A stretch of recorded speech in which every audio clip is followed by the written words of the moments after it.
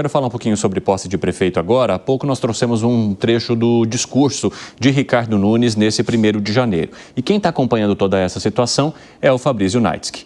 Fabrício, e eu quero saber de você qual é a programação prevista para hoje, então, desta posse e o que a gente pode esperar de prioridade nessa continuação de mandato, digamos assim, de Ricardo Nunes. Bem-vindo, meu amigo. Feliz Ano Novo.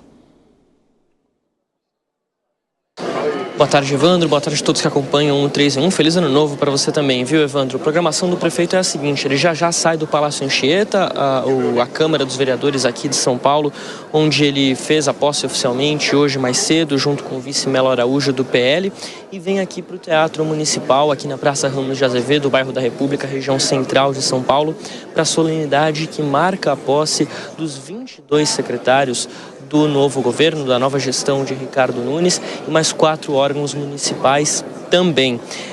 Tem muitas modificações nessa nova gestão, mas também tem algumas permanências. Eu separei aqui uma lista, mais ou menos, para a gente ter uma ideia de quais pastas permanecem com os mesmos secretários, quais pastas têm mudanças. Então, quem continua, por exemplo, à frente de cada pasta que permanece da gestão anterior são as pastas da Fazenda, Saúde, Pessoa com Deficiência, Educação, Governo, Turismo, Urbanismo e Licenciamento, Gestão, Infraestrutura e Obras. Agora, novos nomes chegam para compor o governo nas seguintes pastas: Desenvolvimento Econômico e Trabalho, Segurança Urbana, Verde e Meio Ambiente, a Secretaria de Cultura, que agora passa a ser chamada de Secretaria de Cultura e também Economia Criativa, a Secretaria de Esporte, Transportes, Inovação e Tecnologia, Assistência e Desenvolvimento Social e também a pasta da Habitação, além de algumas reorganizações internas, nomes que já compunham o governo e passam agora para outras pastas, que é o caso da Casa Civil, também as subprefeituras, a nova Secretaria de Planejamento e Eficiência e também a pasta de Direitos Humanos. A gente tem mudanças também na Procuradoria-Geral do município, também na Controladoria.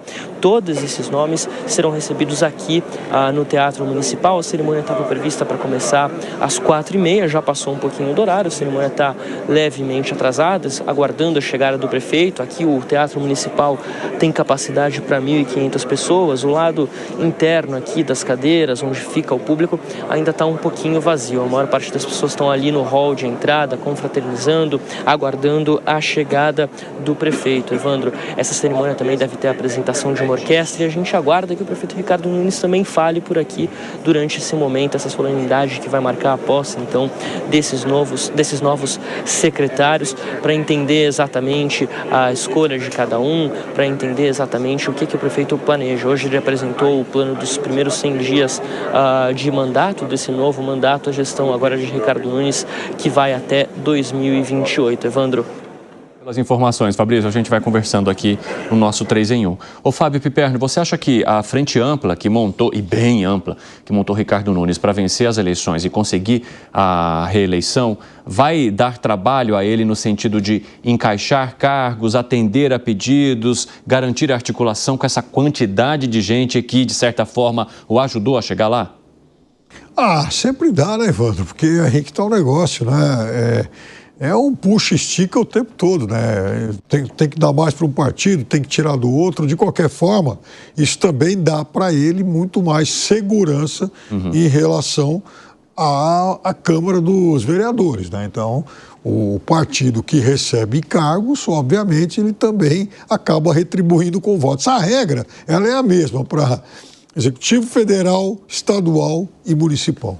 Ô Diogo da Luz, você acredita que esse é o momento em que a gente realmente vai conhecer a gestão de Ricardo Nunes? Porque eu lembro que lá no começo das eleições, quando ele iniciou a campanha, havia muito mais discussão sobre ele não ser reconhecido pelas pessoas. Exatamente porque ele deu continuidade a um mandato de Bruno Covas, ou seja, havia a proposta de Bruno Covas, o plano de governo de Bruno Covas, as obras que seriam executadas por Bruno Covas, que, claro, ele não conseguiu concluir porque acabou falecendo no meio do mandato, mas Ricardo Nunes deu continuidade, conseguiu implementar algumas coisas, mas muitas pessoas reclamavam de não enxergar as características ou quais seriam de fato as prioridades de Ricardo Nunes. Nesse momento, você acha que haverá um olhar mais crítico sobre quem é o prefeito Ricardo Nunes, que agora sim foi o escolhido e não apenas continuou o mandato de um outro escolhido, que era Bruno Covas? Acredito sim, penso de uma maneira, creio que muito parecida com a sua. Eu tenho sido um crítico forte do prefeito na área de zeladoria. A administração me parece que vinha bem já, mas ele se mostrava, na minha percepção pelo menos, um pouco humilde, um pouco ainda vice do Bruno Covas, mesmo tendo tomado um pouco mais de espaço, feito mudanças na secretaria, mas parece que ele não sentia em si a legitimidade que a eleição lhe deu. Depois do segundo turno, não tenho dúvida, ele mudou de atitude, está montando um secretariado que ainda vamos ver o que fará, mas até aqui mostra pessoas notórias, prefeitos da região próxima, que alguns dizem é preparação para governo de estado. Se for é para 2030 ou para frente. Fica claro que ele quer fazer uma boa administração, está com firmeza, está enfrentando alguns desafios muito difíceis, coisa que não fazia antes. Então, eu estou, não sei se por ser 1º de janeiro, aquele sentimento de acreditar que as coisas vão melhorar, mas eu quero dar pelo menos os 100 dias de voto de confiança ao prefeito, que parece estar andando no caminho mais do que correto nesse início de um novo mandato. E, Diogo da Luz, serão 100 dias realmente muito desafiadores, né? Porque a gente fala de um início de ano em que há uma previsão de chuva mais intensa, em que há muitos temporais e que esses temporais expõem um problema sério aqui de São Paulo e da região metropolitana, que são as quedas de árvores, que levam também à queda de energia elétrica, ao serviço muitas vezes insuficiente ou mal prestado, que acaba resvalando também na Prefeitura Municipal, embora a responsabilidade no caso do fornecimento de energia seja de uma empresa. Gustavo Segré, esses 100 dias precisarão contar com pulso firme do prefeito Ricardo Nunes? Me parece que sim, mas vai precisar também de uma aliança muito forte, porque é um rejunte de muita gente para conformar o governo. E estou ansioso por ver qual será a participação do vice-prefeito, o Coronel Melo, que foi colocado pelo presidente Bolsonaro. E eu não sei como será a convivência entre os dois, entre o prefeito Nunes e o vice-prefeito. Lembrando, há pouco tempo, quando apresentamos uma matéria, inclusive, no 3 em 1, em que o prefeito não sabia aonde estava o vice-prefeito na época. Acho que foi na diplomação. Que foi indicado aí pela sua esposa que estava, não lembro aonde o vice-prefeito estava. Viajando. Então, essa situação de aliança, de conformação de pessoas de vários partidos com ideologias não necessariamente parecidas podem ser um desafio a mais num prefeito que até a campanha não era muito conhecido. Começou a ser conhecido precisamente a partir da campanha e agora é com ele, muito bem dito pelo Diogo. Antes era uma herança do prefeito anterior, agora a gestão é dele e não tem desculpas. Agora, Piperno, eu quero perguntar para vocês três, né? No ponto de vista de vocês, qual deveria ser ou deve ser a prioridade de Ricardo Nunes aqui em São Paulo? Olha, ele começa com essa questão dos transportes, de ter que de reajuste nas tarifas de ônibus. Mas eu acho que essa questão da mobilidade deve ser encarado como prioridade. São Paulo é uma cidade de trânsito cada vez mais gessado. É óbvio que a saúde tem uma série de problemas, a educação também. Mas isso, a gente vê alguns avanços. Na questão da mobilidade, não. Eu acho que o investimento forte tem que ser aí. Fala, Diogo. Educação.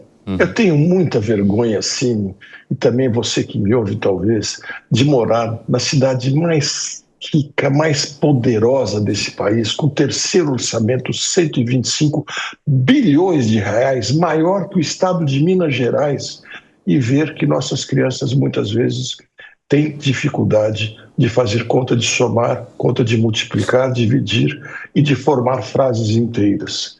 Eu acho que é importantíssimo que ele enfrente esse desafio, já deu os sinais de que fará, terá que conquistar uma confiança muito grande da população para mostrar que, inclusive, a PUESP tem pautas que não são os ideais para a educação. E esse assunto é muito delicado, que envolve interesses muito fortes, muito grandes. Mas eu queria demais poder ver a cidade de São Paulo dentre as melhores no quesito ensino. Não tenho dúvida que nós daremos um salto de qualidade gigantesca em menos de 10 anos se fizéssemos isso. E para você, Gustavo Segré, qual deve ser a prioridade? A prioridade, mesmo que não dependa dele, me parece, deverá ser como administrar as quedas de energia. Não vai ter também muita desculpa para justificar, mesmo não sendo uma responsabilidade dele, mas ele deverá tomar cartas no assunto para brigar com quem precise brigar ou para restaurar um serviço competente ou para cancelar a concessão da distribuição de energia como nós estamos sofrendo agora. E é sofrimento mesmo, porque tem muita gente que cai em umas gotinhas e a luz acaba. E devemos lembrar, São Paulo como cidade, se país fosse, seria o número 49, 50 no mundo. Estamos falando de uma cidade que tem uma importância superlativa, muito mais para aqueles que moramos na cidade. Agora, para arrematar essa parte aqui do nosso papo, o Fábio Piperno, a gente está falando de um ano também em que as reeleições se superaram. A gente teve um recorde aí. O que isso indica para você sobre a escolha do eleitor? Significa que esses prefeitos, de fato, estão fazendo muito boas gestões e por isso mereciam permanecer? Ou muitas vezes a permanência no cargo ajuda nessa manutenção? A permanência no cargo, sem dúvida nenhuma, ajuda. Acho que eles aprenderam isso. O toma lá da cá com as câmaras de vereadores tem sido um elemento muito eficaz nesse trabalho de reeleição de prefeitos. O que você acha, Segré? Eu não sei, não tenho uma posição ainda tomada a respeito disso, mas quando você avalia a quantidade de gente que foi reeleita, eu atribuo muito disso a essas emendas que tanto tempo temos dedicado e que vamos continuar dedicando. É uma questão desigual para aquele que não conta com esse argumento, recursos econômicos, com aquele que se conta. Me parece que a briga não está muito bem equilibrada. Diogo, tenho 30 segundos para você, arremate. Acho que as emendas têm um valor importante, mas é importante se lembrar também que o bolso das pessoas está um pouquinho mais cheio do que 2 anos atrás. Isso facilita a eleição de qualquer um que concorra a cargo no Executivo.